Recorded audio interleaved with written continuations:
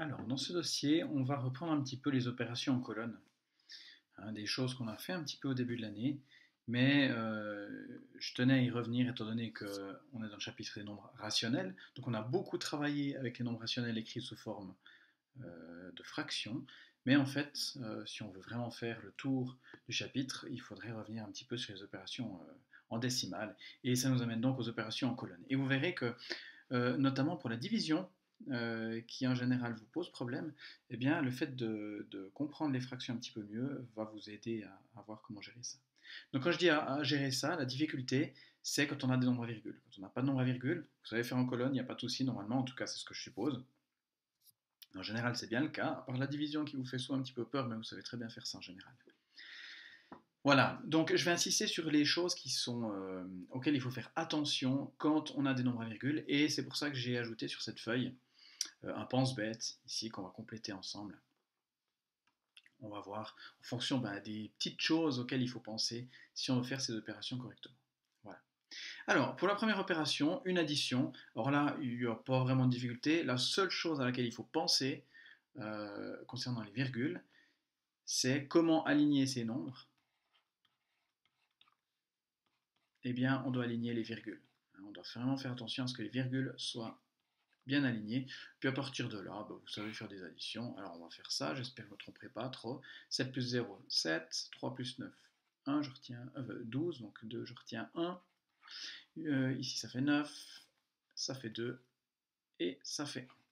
Donc la réponse, n'oubliez pas, alors s'il vous plaît, vous ne faites pas des choses comme ça. Alors ici, il manque de place de toute manière, hein, mais vous ne mettez pas ça ici en plein milieu, puis après vous mettez égal, puis la réponse. Non, s'il vous plaît, vous faites le calcul, ça, j'en ai besoin, c'est bien de le faire, mais vous mettez ici, alors il y a juste un trait qui apparaît pas bien ici, mais il est là, hein, sur vos feuilles.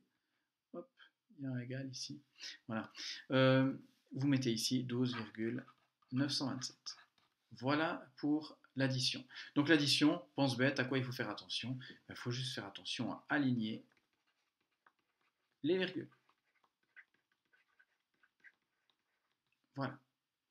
Soustraction ensuite. Alors, soustraction, même chose. À quoi il faut faire attention? Comme j'ai dit, même chose. Il faut aligner correctement les virgules. Voilà. Cette fois-ci, c'est une soustraction. Alors on y va. Hop. Alors, ici je peux mettre un 0. Hein. 0 moins 2, je ne peux pas. Donc je prends des unités ici. 10 moins 2, ça fait 8. 3 moins 3, ça fait 0. 1 moins 2, je ne peux pas. Je prends ici. 11 moins 2, 11 moins 2, ça fait 9. Et donc j'ai ma réponse, 9,08. Voilà pour la soustraction. Donc, pense bête, il faut faire attention à la même chose. Hop, je peux faire ça ou pas, je profite. Voilà. On en arrive à la multiplication. Alors, comment aligner ces nombres quand on a une multiplication? Je vous laisse réfléchir pendant que j'écris, sachant que la virgule se trouve ici. Comment on doit aligner? Eh bien, on s'en fiche. On s'en fiche, on peut aligner comme on veut.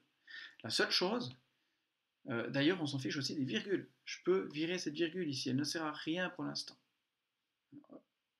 Tac.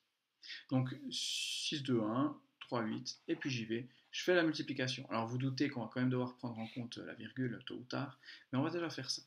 Alors 8 fois 1, 8, 8 fois 2, 16, je retiens 1, 8 fois 6, 48, et 1, 49. 3 fois 1, 3, 3 fois 2, 6, 3 fois 6, 18. J'additionne tout ça. Alors 8 plus 0, 8, 6 plus 3, 9, 9 plus 6, 5, je retiens 1.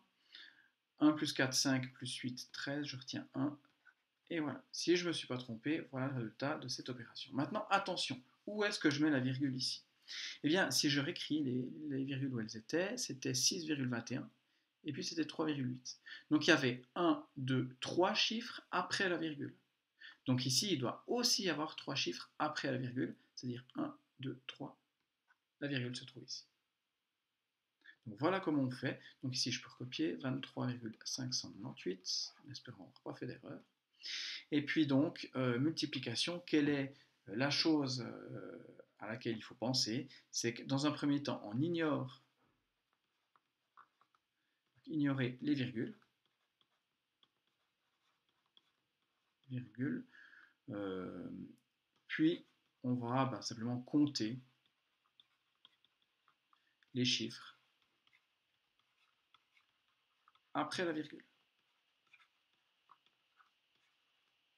Après les virgules, puisque chaque nombre peut avoir a priori une virgule après les virgules.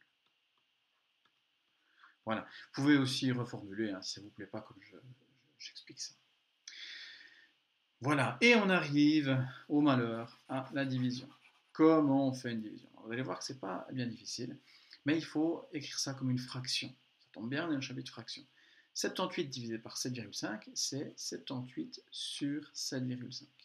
Je peux l'écrire, ça, c'est une notation commune, c'est la notation fractionnaire, mais ce n'est pas une fraction. Parce que pour avoir une fraction, je ne veux pas de virgule.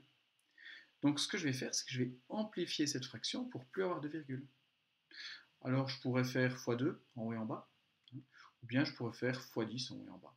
Alors, allons-y, faisons x10, donc ça fait 780 divisé par 75. Et puis c'est cette opération que je vais faire en colonne. Comme ça j'ai plus de virgule, plus de questions à poser. Et le résultat que j'obtiendrai à la fin de ma division, ce sera exactement égal à ça. Il n'y aura pas besoin de décaler la virgule ou faire je sais pas quoi. Donc je vais y aller. On dit, alors en espérant que ce soit pas trop long, une division, on ne sait jamais. 780 divisé par 75. Alors, combien de fois je mets 75 dans 78? Jusque là, c'est pas trop dur. Une fois, ça fait 75. Ça fait, il reste 3. Maintenant, je descends le 0 qui est là. Combien de fois je mets 75 dans 30? Je ne peux pas le mettre. Ça fait 0, hop, ça fait 30 toujours. Puis maintenant, j'ai plus de chiffres ici, donc je peux rajouter un 0, mais à condition de mettre la virgule. Alors, combien de fois je mets 75 dans 300?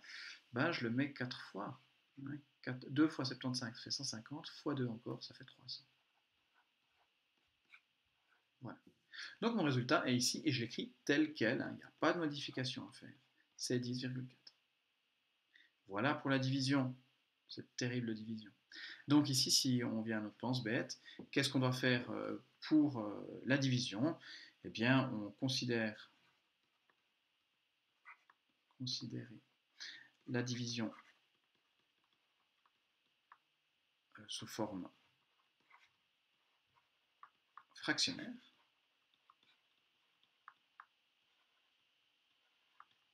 Puis l'amplifier.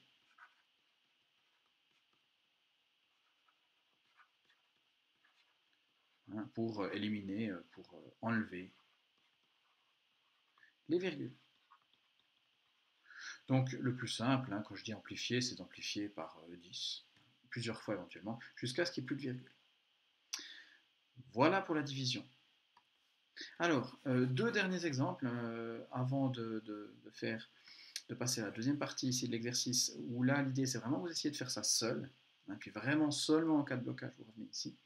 Une soustraction qui devrait vous embêter. Alors celle-là, j'aimerais bien aussi que vous essayiez seul avant de venir ici. Essayez seul, et normalement vous allez avoir un problème.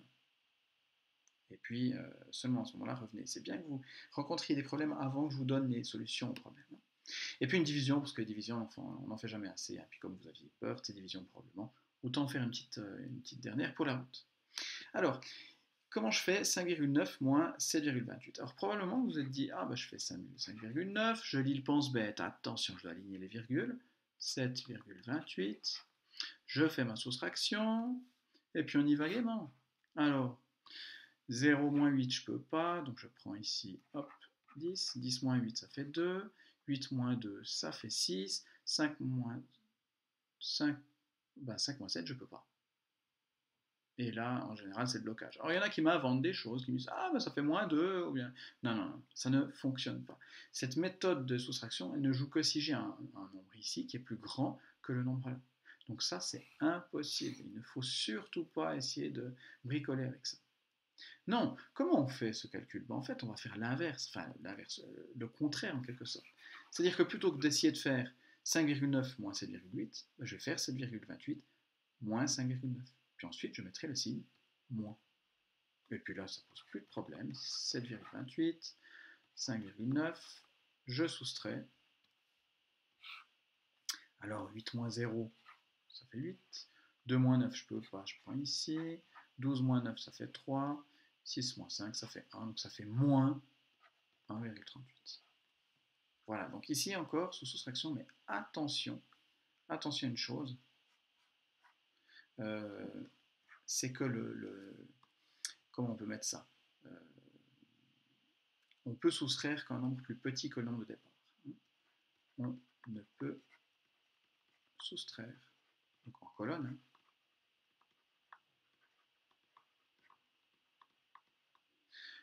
qu'un nombre plus petit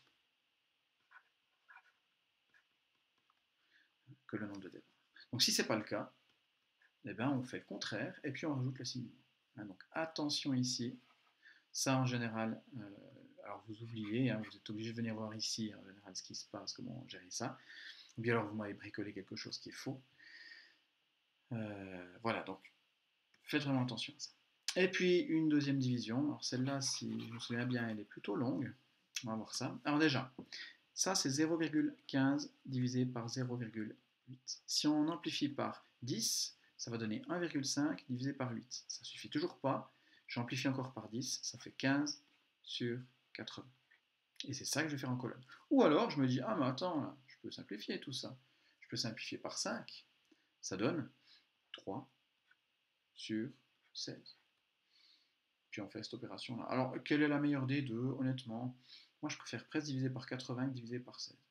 Tu vois, on va faire celle-là en tout cas. Alors, 15 divisé par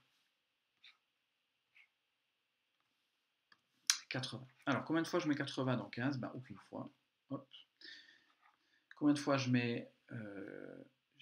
c'était 80 dans 15. Maintenant, 80 dans 150, je le mets presque deux fois, mais pas. Donc, c'est une fois. Alors, 80, hop, ça fait 70.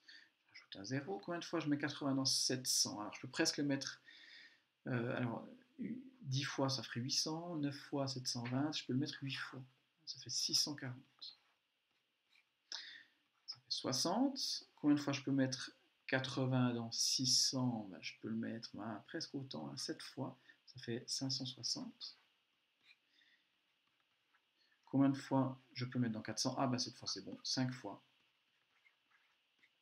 Et ça fait 0. Donc mon résultat, c'est exactement ce qui est écrit là. Je ne décale pas la virgule, c'est 0,1875. Je ne décale pas la virgule parce que vraiment ces fractions, elles sont égales. Vraiment égales. Donc je peux laisser ça comme ça. Voilà pour la première partie de cet exercice. Vous avez peut-être dû donc venir vous rafraîchir la mémoire avec les explications que j'ai données là, ou pour remplir le pense-bête. Et puis maintenant, je vous laisse faire l'exercice 2 tout seul comme des grands.